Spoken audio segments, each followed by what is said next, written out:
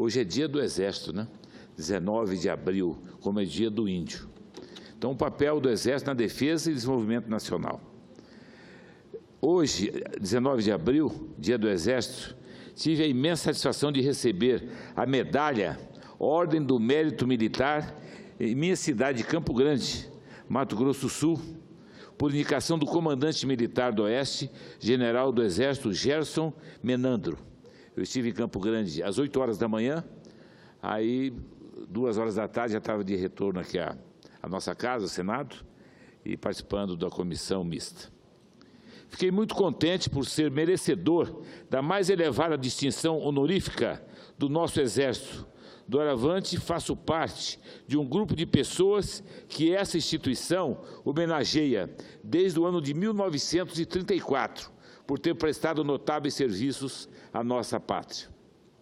Eu tenho o maior respeito e profunda admiração por nossas Forças Armadas. Dediquei parte importante da minha vida ao Exército, que nasceu graças à união de brancos, negros, índios e mestiços.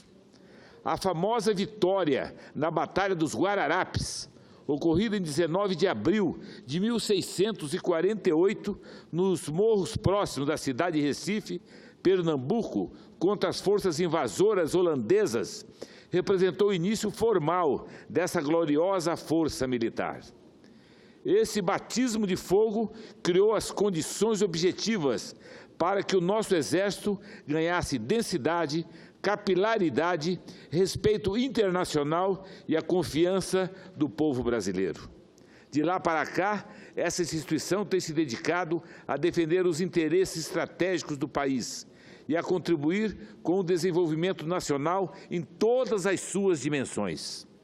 Em qualquer parte do Brasil, a mão amiga do Exército está presente, seja na Amazônia, na Caatinga nordestina, no Pampa Gaúcho, no Cerrado, no Pantanal ou nas fronteiras. Essa força, normalmente, com muitas dificuldades, está vigilante e operosa. O papel do Exército na história do Brasil é muito relevante.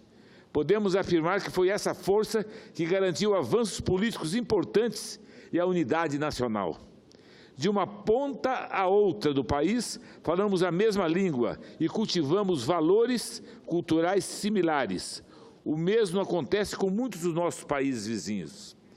A consolidação da independência do Brasil, que aconteceu anos depois do Grito de Ipiranga de 1822, se deve muito à ação do nosso Exército e à figura do jovem oficial, Duque de Caxias, que liderou o processo de pacificação, desmobilizando todas as tentativas de fragmentação territorial e social do país.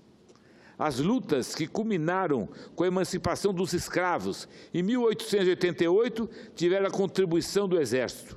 Os comandantes militares se negavam a perseguir escravos foragidos. Não aceitavam cumprir a triste tarefa de capitão do mato. Essa estratégia foi muito importante na luta contra o escravagismo. A proclamação da República, em 1889, como todos sabem, foi construída na caserna. O Marechal Deodoro da Fonseca e outros militares positivistas, ao lado de bravos republicanos civis, livraram o Brasil do claudicante e ultrapassado o sistema político imperial.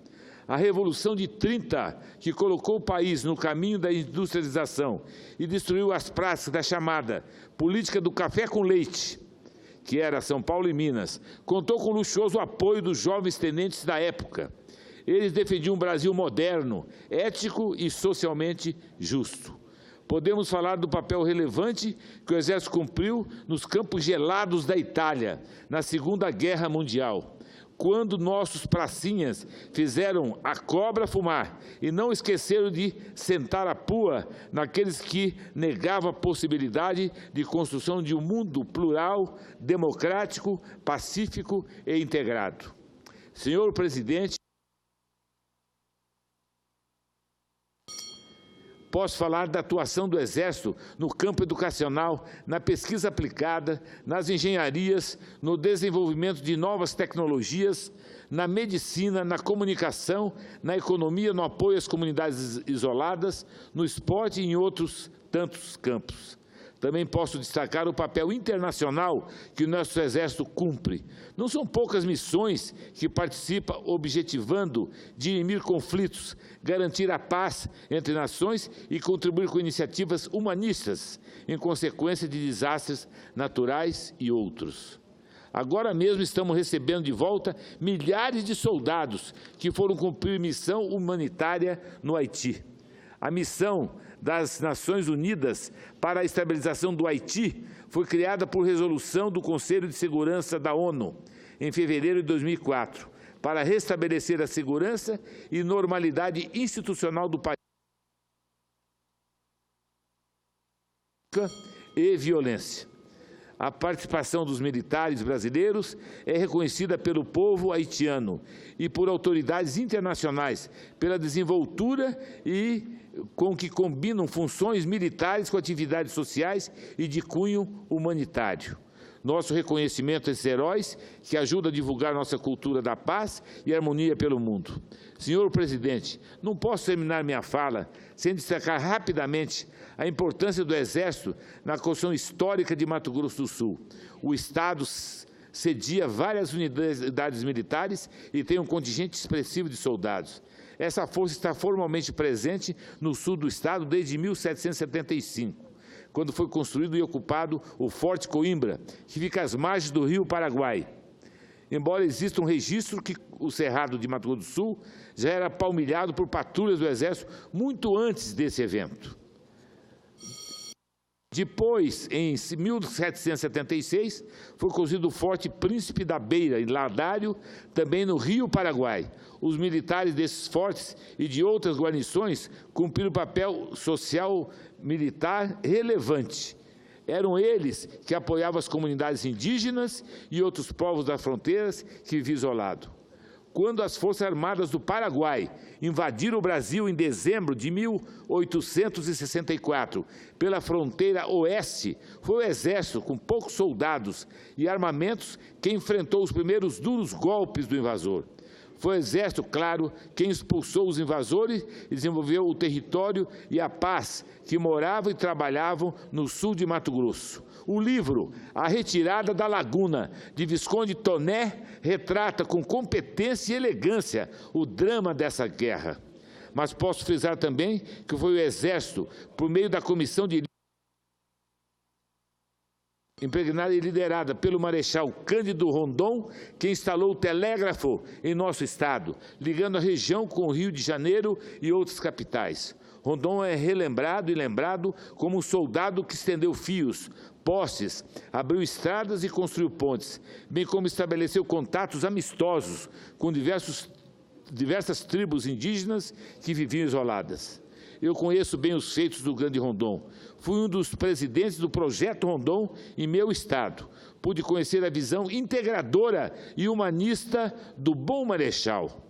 Falei de coisas do passado, mas nos dias atuais, o Exército continua firme no trabalho de defesa da fronteira e proteção às comunidades mais vulneráveis, como os indígenas e os povos que habitam o bioma Pantanal. Eu tive o prazer de conhecer parte importante das iniciativas dessa força para impedir o tráfico, assassinatos, contrabando, descaminhos e outros crimes que acontecem na fronteira de Mato Grosso do Sul. Fiquei muito impressionado com o CISFRON, que é o Sistema Integrado de Monitoramento das Fronteiras, mecanismo criado para aumentar a proteção às fronteiras brasileiras. Esse sistema foi desenvolvido pelo Exército e envolve radares, sistemas de comunicação e veículos aéreos não tripulados, os famosos drones. Não menos importantes são as iniciativas comunitárias do Exército, como o combate à dengue, campanhas de vacinação e atendimento às vítimas de enchentes e outros eventos naturais que afetam famílias nos municípios do estado. Campo Grande, minha cidade, está recuperando parte importante da pavimentação das ruas. O Exército aceitou participar desse esforço, ficando responsável pelo trabalho em algumas avenidas. Reputo como alvissareira essa iniciativa. O Exército tem longa tradição com construção pesada. Encerrando, quero dizer que no mês de abril há comemorações relevantes, como já falei, sobre a história do Brasil. O dia 19 é o Dia do Exército e o Dia do Índio. 21 de abril, por sua vez, é lembrado em função da trágica morte de um importante militar brasileiro, Tiradentes, que colocou sua vida e sua inteligência a serviço do Exército e do Brasil livre, desenvolvido e socialmente justo. É o que eu tinha a dizer. Muito obrigado. Agradeço, presidente, pela tolerância do tempo. Obrigado.